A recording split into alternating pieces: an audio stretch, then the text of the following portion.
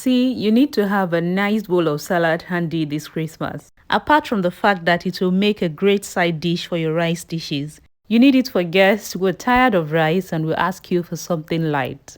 Like this salad, which you can pair with chicken and present to them. I like to think that the ingredients are simple and inexpensive. I washed and cut all my vegetables off the camera.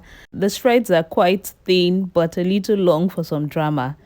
And for some bursts of sweetness, I cut off some apples thinly, soaked them in vinegar for a few minutes to prevent them from turning brown. Here I'm using some sausages, but you can replace with eggs, chicken, whatever you choose. And I'm just trying to set the bowl nicely so it looks good. You can chill this in the fridge for a few minutes.